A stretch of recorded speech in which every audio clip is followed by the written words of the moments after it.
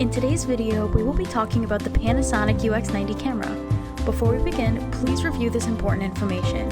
If you have any questions after watching this video, please see your professor or TI for extra help. First, you need to put the battery in. You're going to line it up with the opening, and then when you place it, you'll hear a click, which means you're good to go. Then you're going to turn on the camera, so once that light is red, your camera is on and you're good to go. After you turn it on, open your LCD screen. This is how you're going to see what you're shooting, and it will also allow you to use the camera settings. Before you can record, you need an SD card to save what you are shooting. You'll go to Menu, hit the down key, then go to Other Functions, then click Format Media. Depending on which slot you put your SD card, you'll click either 1 or 2. It will confirm that you want to format that card twice, so hit Yes. It'll take a minute to format because it's clearing the card, but then it will tell you when it's finished.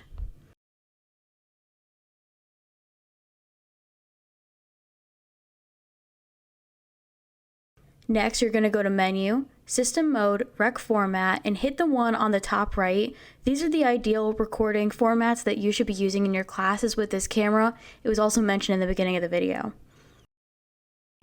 This button will allow you to go back and forth between looking through the eyepiece and the LCD screen while shooting, and depending on the setting, it is more helpful to have. Next, you can see the different white balance settings. By tapping the button, you go through the different settings. Preset is usually your best bet. Lighting is so important in a video. If you go to Menu, SW Setup, hit the down button twice, then go to WB Preset, you will go to the white balance preset. You will usually just use the variable setting, but 32 is good for indoors and 56 is good for shooting outdoors. Optical image stabilization is a great feature that stabilizes the footage in the camera, and you can turn it on and off by tapping the OIS button. To change the iris settings, you'll tap the iris button on the camera. At the bottom of the LCD screen, you'll see the iris settings rotate between standard and manual. There are 3 ways to zoom in and out with this camera. There are 2 rings on the camera lens itself. One is to focus the camera and the other is to zoom in and out. There are also 2 switches that allow you to zoom in and out. There is also a switch on the side of the camera to go between auto and manual focus of the camera. Next, gain and audio is a really important part to shooting video. On the LCD, it will go between low, mid, and high gain. Try to stay at low gain or medium at the most because high is not good for the camera or the microphone.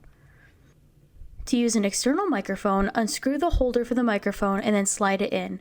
Before inserting your XLR cable, make sure that you tighten the screw in place.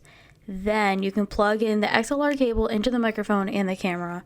As mentioned, please make sure you check your levels before plugging the microphone in and recording. To start or stop recording, you can just hit that little red button.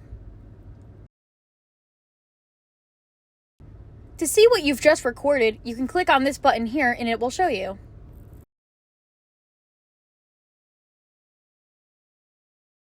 When you have finished recording and are done using the camera, turn off the camera.